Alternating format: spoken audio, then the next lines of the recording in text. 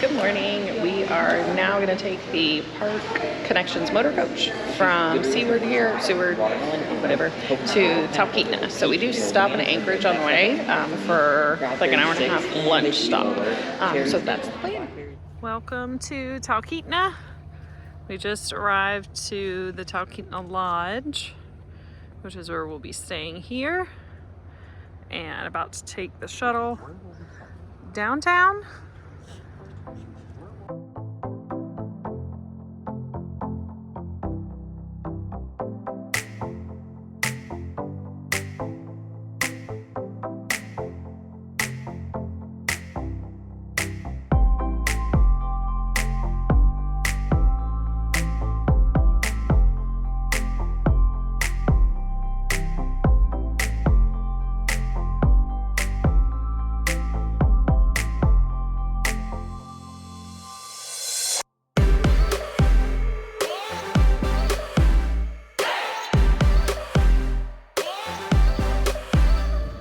So we're heading off on the Wilderness Jetboat tour because our checkout is at 11 and our tour is at noon.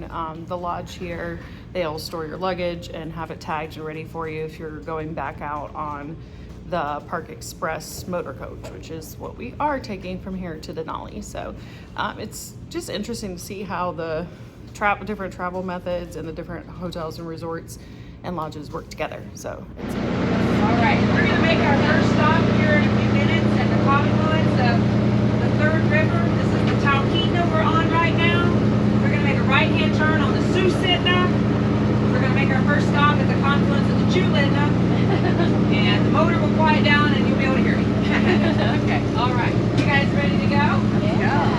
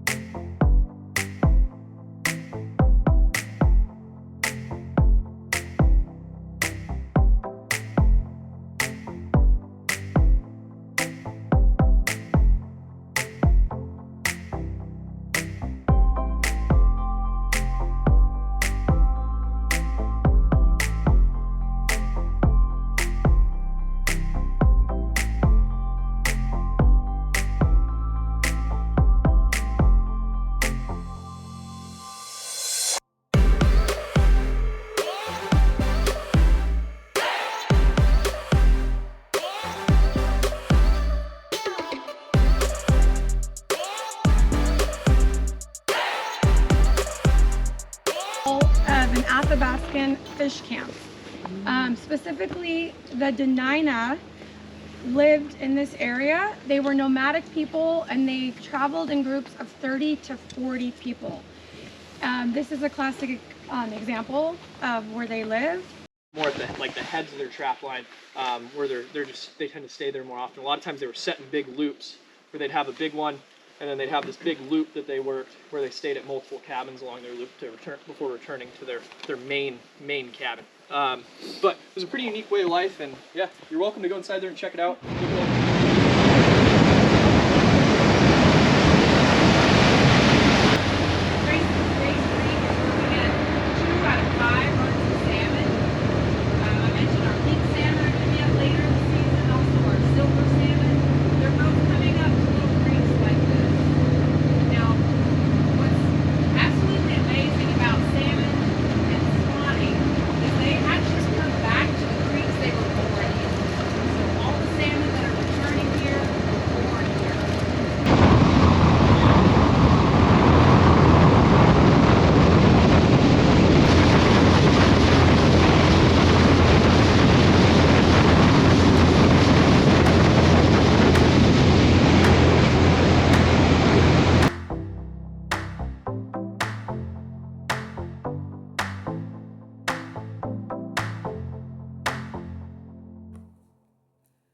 I just have to pause to mention, if you are a reader, you've got to read this. Just reading it in Alaska was amazing, especially going to Talkeetna, seeing the hunting camp and the fishing camp. It was just so similar to the way our main character lived here in Alaska. So The Great Alone is a Kristen Hanna book where It follows a young girl who moves to Alaska, and just kind of the drama and the tragedy in her family that unfolds. So it's based in the like 60s, 70s. The just pictures, the images that you get in reading this are stunning. I loved reading it on the Alaska Railroad, just because you could look outside and pass these really, really wild, remote towns, like the one in this book. They live in the Kenai Peninsula in the book here, but very isolated. And then also, Kristen Hanna's amazing. If you've never read her novels, you'll just fall in love with the characters. So I definitely recommend it if you're a reader.